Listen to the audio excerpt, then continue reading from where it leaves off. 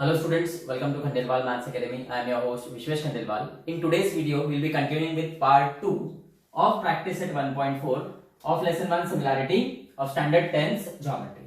Now see, part 1 में हमने पहले 6 सम्स देखे थे practice set 1.4 के. अब इसमें 7 नंबर का सम देखेंगे हम और प्रॉब्लम सेट के कुछ सम देखेंगे. अब देखो यहाँ पे गिवन क्या है. In the figure, segment PQ, this one, is parallel to segment D. अब देखो ये ट्राइंगल है, बड़ा ट्राइंगल दिख रहा है DEF. ये ट्राइंगल की एक साइड को ट्राइंगल के अंदर की एक लाइन पैरेलल है. ये देखते से हम लोग क्या करते हैं कि भाई हाँ बीपीटी बराबर है. एक ही ट्राइंगल में अगर एक लाइन ट्राइंगल की एक साइड को पैरेलल है तो बीपीटी. ठीक है, ये बाजू में रखो. और क्या दिया है हमको? Area of triangle PQF is 20 units. Area of triangle दिया है. अब एरिया ऑफ ट्राइंगल आप दो जगह देखते हो. एक तो प्रैक्टिस सेट 1.1 में है, पर वहां पर जो एरिया ऑफ ट्राइंगल है it is related to base और हाइट. और प्रैक्टिस सेट 1.4 में वहां पे भी एरिया ऑफ ट्राइंगल है, पर वहां पे सिर्फ एक ट्राइंगल नहीं रहता है, वहां पे दो ट्राइंगल रहते हैं. दोनों ट्राइंगल सिमिलर रहते हैं, तब उनके एरिया का रेशियो उनके करस्पॉन्डिंग साइड्स के स्क्वायर का रेशियो आता है. In short area of triangle आप दो जगह देखते हो, प्रैक्टिस सेट 1.1, प्रैक्टिस सेट 1.4. मैं भी आपको बस क्या कर रहा हूं कि गिवन में क्या क्या दिया और उसपे से क्या क्या पॉसिबिलिटीज निकलती है वो समझा रहा हूं. ओके, बाद में एक और चीज दी है, PF is twice DP. PF और DP के बीच में रिलेशन है. मतलब इन शॉर्ट देखा जाए तो ये पूरा जो लाइन है DPF, ओके, इसमें कहीं ना कहीं रिलेशन दिया है. अब पूछा क्या है? Area of quadrilateral DPQE. अब सबसे पहली बात तो एरिया ऑफ क्वाड्रिलेटरल निकालने का कोई डायरेक्ट फॉर्मूला नहीं है. जैसे एरिया ऑफ स्क्वायर है, एरिया ऑफ स्क्वायर क्या रहता है? Side square. Area of rectangle length into breadth. Area of parallelogram base into height. बाद में एरिया ऑफ रोम्बस रहता है half into sum of parallel sides into height. पर ये है स्पेशल क्वाड्रिलेटरल्स. ओके, अगर आपको सिर्फ ऐसा क्वाड्रिलेटरल दिया है, that is a figure having four sides, okay, उसका कोई ऐसा स्पेसिफिक नाम नहीं है कि वो रेक्टेंगल है या स्क्वायर है या रोम्बस है, ट्रेपेजियम है, काइट है, ऐसा. ये क्वाड्रिलेटरल है और आपको इसका एरिया फाइंड करना है. तो हम लोग एक मेथड ये रहती है हमारे पास कि जो दो डायगोनल है उसमें से किसी एक को ज्वाइन करो. सपोज हमने ये डायगोनल ज्वाइन किया तो दो ट्राइंगल तैयार हो गए. अब ये जो दो ट्राइंगल तैयार हो गए इनका अलग अलग एरिया निकालो और बाद में area of this quadrilateral is sum of areas of these two triangles. अब ये जो ट्राइंगल है इनका भी एरिया अगर आपको निकालना है तो कहीं ना कहीं सपोज यहां से एक हाइट आने को ना, ये बेस दी है, या फिर ये ट्राइंगल के तीन साइड्स है, तीनों साइड्स के लेंथ दिए रहने चाहिए. तो हेरोन्स फार्मूला से हम एरिया ऑफ ट्राइंगल निकालेंगे. सो यहां जो क्वाड्रिलेटरल है DPQE, यहाँ पे हमने सपोज ये डायगोनल या ये डायगोनल जोड़ भी दिया, दो ट्राइंगल अंदर के अंदर तैयार भी कर दिए, तो वो जो दो ट्राइंगल तैयार होंगे उनका एरिया निकालना तो पॉसिबल नहीं, क्योंकि हमको कोई भी साइड का मेजरमेंट नहीं दिया है. ओके, सो ये जो हमारा एक फॉर्मूला है कि क्वाड्रिलेटरल में एक डायगोनल ड्रॉ करके दो ट्राइंगल्स का अलग अलग एरिया निकाल के उनको ऐड कर दो, ये भी यहां पर यूज में नहीं आएगा. सो अब हम क्या करेंगे? एरिया ऑफ क्वाड्रिलेटरल DPQE कैसे निकालेंगे? तो आप देखो ये जो DPQE है ना, इसका एरिया ऐसे आएगा कि ये बड़ा ट्राइंगल दिख रहा है DEF, इसका एरिया माइनस ये छोटा ट्राइंगल PQF का एरिया बराबर है. तो कहीं ना कहीं ये क्वाड्रिलेटरल का एरिया निकालने के लिए हमें इस बड़े ट्राइंगल का एरिया पता करना पड़ेगा, क्योंकि छोटे ट्राइंगल का एरिया हमको दिया है. अब देखो दो ट्राइंगल्स के एरियाज की बात हो रही है, ओके, और ट्राइंगल्स के एरिया ये जो कंसेप्ट है ये कहा आता है प्रैक्टिस सेट 1.1, पर उसमें हाइट और बेस चाहिए होता है. यहाँ पे हाइट और बेस का कहीं कोई उल्लेख नहीं है.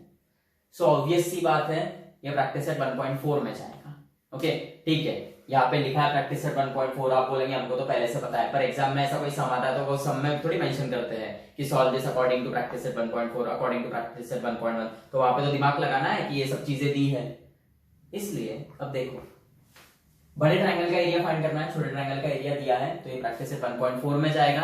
पर वहां पर वो जो दो ट्राइंगल्स रहते हैं वो सिमिलर होने चाहिए, और यहां पे ये दो ट्राइंगल सिमिलर दिए तो नहीं है पर प्रूफ करना पड़ेगा बराबर है. सो ये एक बात तो फिक्स हो गई कि करना क्या है. अब कैसे करना है? ओके, क्या करना है वो क्लियर हो गया. कैसे करना है वो देखो. Segment PQ parallel to D दिया है. अब इसमें BPT यूज करके कोई मतलब नहीं है. BPT के अकॉर्डिंग क्या आएगा? PF upon PD is PQ upon QE. ना इनके कोई साइड का लेंथ दिया है ना कुछ पूछा है. ओके, सो BPT यूज करके कोई मतलब नहीं है. हाँ, अपने को ये दिया है कि PF इज ट्वाइस DP. हमको DP से तो कोई काम नहीं है. हमको अगर DEF मिल जाए, ये DF तो फायदा है हमारा। और हम डीएफ फाइंड कर सकते हैं। सबसे पहले हम डीएफ फाइंड करेंगे, देखो कैसे। In the figure PF is equal to twice DP, this is given. हम बोलेंगे let this dp is equal to x। dp को x लिया तो pf क्या हो जाएगा 2x। ओके, और अब df बड़े ट्राइंगल का लेंथ, df क्या रहेगा dp plus pf d dash p dash, भाई तीनों पॉइंट्स को लीनियर है। अब dp x है और pf अभी आपने निकाला 2x, इसका मतलब df क्या हो जाएगा 3x। अब आप गौर करो तो pf x आ गया, सॉरी pf 2x आ गया और df 3x आ गया। मतलब pf इस छोटे ट्रायंगल का साइड और df इस बड़े ट्रायंगल का side, both are express in terms of x।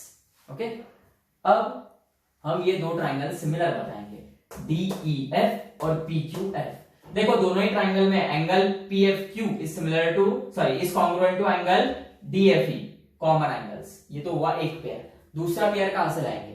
अब देखो ट्रायंगल सिमिलर बताने के 3 टेस्ट है, AA टेस्ट, SSS, SAS। अब यहां पर कोई साइड की लेंथ दी नहीं है। ओके, सो SSS तो यूज में नहीं आएगा, SAS यूज में आ सकता है, बहुत लेंथी प्रोसेस जाएगी। बराबर है, हम बता सकते हैं यहां पर बीपीटी का यूज करके, क्योंकि बीपीटी बीपीटी के हिसाब से कैसा आएगा, ये FP upon PD is FQ upon QE। फिर हम कंपोनेंट डॉट डिविडेंड डॉट जो भी रहेगा उसका यूज करके FP upon FD is equal to FQ upon FE बता सकते हैं। मतलब ये दो पेयर ऑफ साइड्स जो प्रोपोर्शन में है और उनके बीच का एंगल कॉमन एंगल कॉन्ग्रुएंट है, so both the triangles will be similar by SAS test. बहुत लेंथी जाएगा, वो ना करते हुए हम AA टेस्ट पर जाएंगे।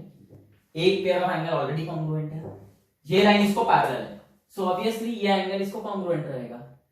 रीजन करस्पॉन्डिंग एंगल्स, तो दो पेयर ऑफ एंगल्स, एक तो ये पेयर हुआ और दूसरा ये पेयर हो गया, सो both the triangles will be similar. तो अब सबसे पहले हम ये जो एंगल है करस्पॉन्डिंग वो लिखेंगे। अब देखो segment PQ is parallel to segment DE, this is given. अब हम DF ट्रांसवर्सल कंसीडर करेंगे, DF is transversal and therefore angle EDF is congruent to angle QPF। One नाम दो और रीजन आएगा corresponding angles.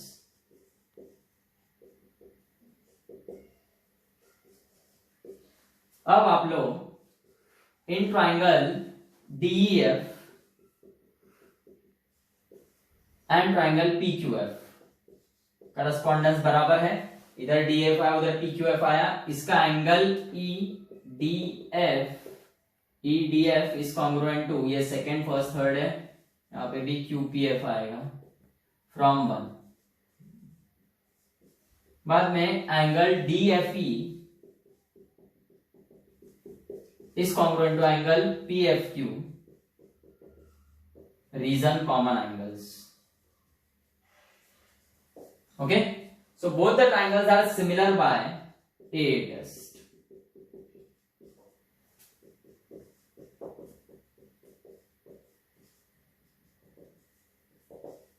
Okay, therefore by theorem of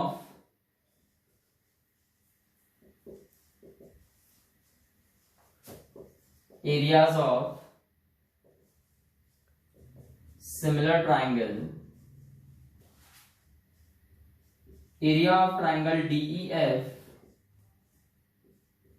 upon area of triangle PQF, दो triangles के areas का ratio उनके corresponding sides के squares का रेशो आता है। तो कौन से, अब 3 पेयर रहते हैं करस्पॉन्डिंग साइड्स के, कौन सा लेना, हम लेंगे, सॉरी ये DEF है। ओके, जो DEF ट्राइंगल है उसके लिए हम साइड लेंगे DF, क्योंकि हमको कहीं ना कहीं पता है DF इज 3x, और PQF के लिए करस्पॉन्डिंग आएगा फिर PF, तो DF square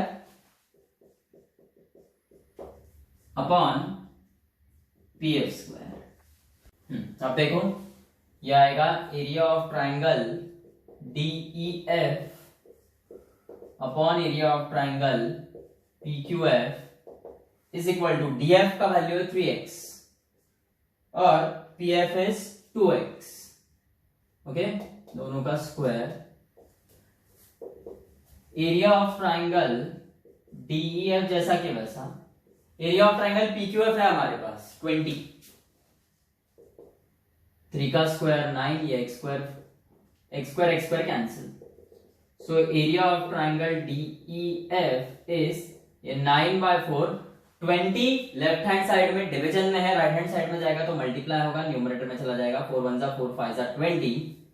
so area of triangle DEF आ गया आपका 45, ये स्क्वायर यूनिट्स आएगा, सॉरी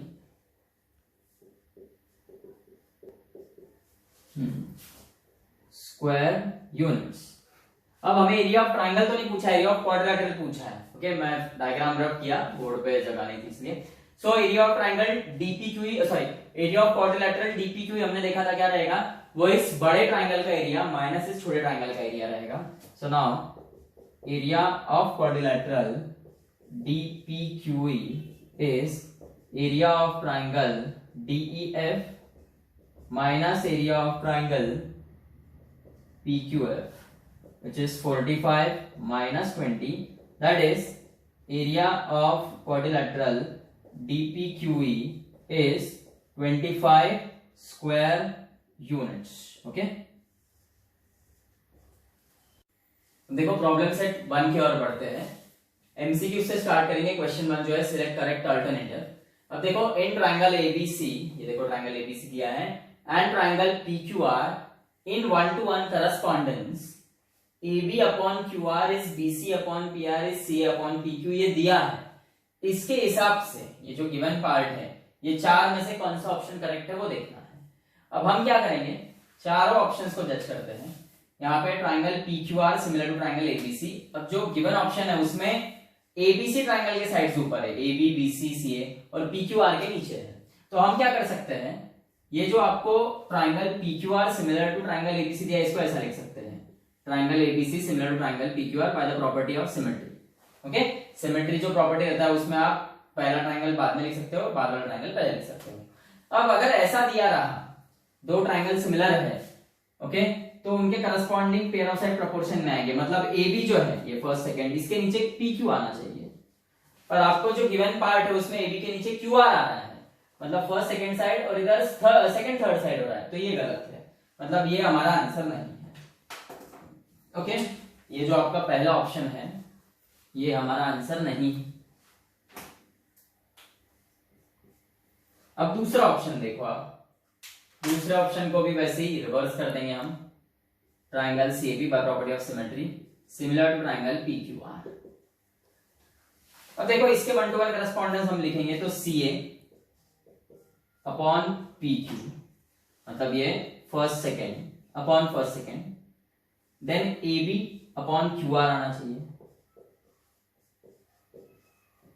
अब देखो CA अपॉन PQ है क्या, यहाँ पे है, AB अपॉन QR ये भी है, और अब बचता है ये पार्ट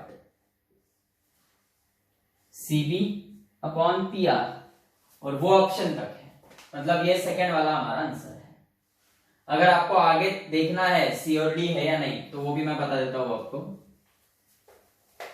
अब C और D में तो जो आपका ट्राइंगल है ABC वो पहले ही है।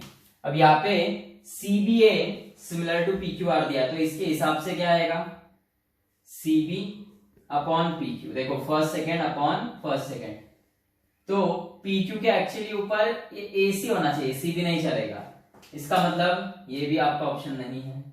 ओके, और D वाला पार्ट देखो, triangle BCA similar to PQR, मतलब BC फर्स्ट सेकंड के नीचे क्या आएगा, इधर का फर्स्ट सेकंड PQ, पर PQ के ऊपर एक्चुअली C आना चाहिए, BC नहीं, इसका साफ साफ मतलब है आपका ये भी आंसर नहीं है। तो हमने क्या किया, ये जो हमको ऑप्शंस दिए थे, ओके, उन्हीं का यूज करके पता किया कि उसमें से कौन सा आंसर रहेगा। सेकेंड क्वेश्चन देखो, if in triangle DEF and PQR, okay, angle D is congruent to angle Q and angle R is congruent to कहा गया Q, ये आएगा वो. हाँ, angle D is congruent to angle Q and angle R is congruent to angle E, then which of the following statement is false? False कौन सा है वो बताना है. आप देखो सबसे पहले ये जो DEF और PQR दिया है ये कोई 1-to-1 करस्पॉन्डेंस में नहीं है, इसको पहले 1-to-1 करस्पॉन्डेंस में लाना पड़ेगा. अब देखो ट्राइंगल DEF अगर आप ले रहे हो, ओके, जैसे पहले ट्राइंगल का नाम देने के लिए आप फ्री हो. एक और बात, ये दोनों ट्राइंगल सिमिलर है बिकॉज इनमें दो पेयर ऑफ एंगल्स कॉन्ग्रुएंट है, एक ये पेयर दूसरा ये पेयर. अब पहला ट्राइंगल का नाम देने के लिए आप लोग फ्री हो, DEF नाम दिया, पर D को कॉन्ग्रुएंट एंगल Q है तो इसका नाम आएगा Q, E को कॉन्ग्रुएंट R और इधर आएगा P. अब ये दो ट्राइंगल्स हुए सिमिलर, बराबर 1-to-1 करस्पॉन्डेंस आया यहाँ पे, और दो ट्राइंगल सिमिलर उनके corresponding pair of side proportion है, मतलब DE upon QR is equal to EF upon RP is equal to DF upon QP. अब देखो पहला वाला क्या है, A option, EF upon PR ये है यहाँ पर बराबर is equal to DF upon PQ, ये है, ये करेक्ट है. ओके, ये बी ऑप्शन देखो DE अपॉन QR आना चाहिए, इनका PQ आया है, और EF अपॉन RP ये गलत है. ओके, तो ये फॉल्स है, ये आपका आंसर है. बाकी भी चेक कर लेते हैं. DE अपॉन QR करेक्ट है, is equal to DF upon PQ, देखो करेक्ट है, ये PQ QP चलता है, कोई दिक्कत नहीं. ओके, फोर्थ ऑप्शन देखो EF अपॉन RP बराबर is equal to DE upon QR, ये भी करेक्ट है. सो बी आपका आंसर है, मतलब बी जो स्टेटमेंट है ये फॉल्स है. थर्ड क्वेश्चन देखो, in triangle ABC and triangle DEF angle B is equal to angle E, angle F is equal to angle C and AB is 3 times D. अब देखो AB जो है वो D का 3 गुना है, मतलब D अगर 2 सेंटीमीटर रहेगा तो AB 6 सेंटीमीटर आएगा. तो इससे एक बात तो साफ होती है कि दोनों ट्राइंगल कॉन्ग्रुएंट रहेंगे इनमें. एक और बात, ये दोनों ट्राइंगल में दो pair of angles, angle B congruent to angle E, ये एक पेयर, और angle C congruent to angle F ये दिया है. मतलब दो ट्राइंगल में दो पेयर ऑफ एंगल्स कॉन्ग्रुएंट है तो वो सिमिलर रहेंगे. और जैसे कि यहाँ पे आपको पता चल गया कि साइड्स कॉन्ग्रुएंट नहीं है तो एक दोनों ट्रायंगल कॉन्ग्रुएंट है ही नहीं, मतलब ये दोनों ट्रायंगल सिमिलर है पर कॉन्ग्रुएंट नहीं है. अब देखो कौन सा स्टेटमेंट सही है. The triangles are not congruent and not similar. नहीं भाई, सिमिलर तो है क्योंकि दो पेयर ऑफ एंगल्स कॉन्ग्रुएंट है. Both the triangles are similar by A test. Triangles are similar but not congruent, ये भी ऑप्शन सही है. सिमिलर तो है पर कॉन्ग्रुएंट नहीं है. सी ऑप्शन देखो, triangles are congruent and similar, similar तो है पर कॉन्ग्रुएंट नहीं है. ओके, और D none of the above नहीं, बी अपना आंसर. ओके, अब देखो fourth sum, triangle ABC and triangle DEF are equilateral triangles. Equilateral है मतलब इक्विएंगुलर है, मतलब दोनों सिमिलर है. ओके, ये चीजें पता होनी चाहिए. बाद में area of triangle ABC upon area of triangle DEF, दोनों ट्रायंगल्स के एरिया का रेशियो दिया है. अब देखो बात एरिया की हो रही है और एरिया का आता है practice set 1.1, practice set 1.4. Okay, AB जिसमें से एक ट्रायंगल का साइड का लेंथ दिया है AB is 4 units. What is the length of D? अब देखो एरिया ऑफ ट्राइंगल इन्वॉल्व है और साइड्स ऑफ ट्राइंगल इन्वॉल्व है. आप अगर प्रैक्टिस सेट 1.1 में जाओगे तो उसमें एरिया ऑफ ट्राइंगल इन्वॉल्व है पर लेंथ और बेस इन्वॉल्व है, या सॉरी हाइट और बेस इन्वॉल्व है. यहाँ पे हाइट और बेस नहीं दिया है, यहाँ पे साइड ऑफ द ट्राइंगल्स है. सो ऑब्वियसली 1.4 प्रैक्टिस सेट में जाएगा. अब ये दोनों ट्राइंगल इक्विलैटरल है मतलब सिमिलर है, और दो ट्राइंगल सिमिलर है तो उनके एरिया का रेशियो उनके करस्पॉन्डिंग साइड्स के स्क्वायर का रेशियो होता है. तो area of triangle ABC upon area of triangle DEF is AB square upon DE square, और ये है 1/2 ये रेशियो. AB का वैल्यू दिया है हमें 4. ओके, या फिर आप इसे ऐसा करो अभी हाल फिलहाल, AB upon DE whole bracket square. ऐसा सम सेम था शायद से एक्सरसाइज में, सेम सम. ये स्क्वायर हटेगा, सामने स्क्वायर रूट आएगा. 1 का स्क्वायर रूट 1, 2 का स्क्वायर रूट रूट 2. D 1 से मल्टीप्लाई हो जाएगा और ये रूट 2 4 से, तो D is 4 root 2. D option है आपका. फिफ्थ क्वेश्चन देखो, in the figure segment XY is parallel to segment BC, then which of the following statements is true. अब देखो ये कुछ साइड्स हैं. ओके, ऑब्वियसली ये साइड्स यही से बिलोंग करते हैं इस फिगर से, उनका रेशियो दिया है. ओके, अब देखो इसमें से कौन सा स्टेटमेंट ट्रू है. अब आपको दिया है segment XY is parallel to BC. अब ये एक ट्रायंगल है ABC, उस ट्रायंगल का एक side BC is parallel to एक साइड XY. तो पहली सूरत में मेरे ध्यान में तो आता है BPT. अब देखो यहां पर बाय BPT क्या होगा by BPT, ax upon xb is ay upon yc। अब देखो ऐसा कुछ है क्या यहाँ पे प्रेजेंट, सो ax जो है उसके नीचे yc है एक्चुअली ये साइड, और ay के नीचे xb है। ये दोनों हम इंटरचेंज नहीं कर सकते हैं। xb के जगह xy और xb के जगह yc और yc की जगह xb, अनटिल अनलेस हम प्रूव करें कि वो दोनों इक्वल है, और वैसा कुछ है नहीं वहां पे। तो ये स्टेटमेंट गलत हो गया। बाद में ax के नीचे xb तो है, बराबर ये आ गया। ay के नीचे यहां पर yc आ रहा है, यहां पे ac दिया है, तो ये भी नहीं चलेगा। अब देखो बाकी जो स्टेटमेंट्स है a और d, ये ab और ac है, ये फुल साइड की बात कर रहे हैं, ab ac। ओके, यहाँ पे भी देखो पूरी साइड आई है ab और ac। अब बीपीटी में हमें पूरी साइड तो नहीं मिलती है, पार्ट ही मिलता है, ये divided part ax upon xb से ay अपॉन yc। तो अब ये तो हो गया बीपीटी के थ्रू, ये आंसर नहीं आ रहा है।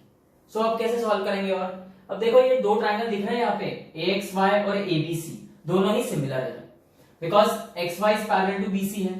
सो ये एंगल इस एंगल को कॉन्ग्रुएंट रहेगा, angle axy congruent to abc corresponding angles, and angle xay congruent to bac common angle. So both the triangles will be similar by a test. तो अब देखो बीपीटी से तो नहीं हो रहा है, सिमिलैरिटी से देखते हैं। ट्रायंगल abc, बड़ा वाला triangle, is similar to triangle axy, correspondence भी बराबर है abc एंड axy। अब ये दो ट्रायंगल सिमिलर है तो इनके जो करस्पॉन्डिंग साइड्स है वो प्रोपोर्शन में आएंगे, मतलब ab फर्स्ट सेकंड के नीचे ax फर्स्ट सेकंड, इसका bc सेकंड थर्ड अपॉन इसका xy सेकंड थर्ड, और इसका ac फर्स्ट थर्ड अपॉन इसका ay फर्स्ट थर्ड।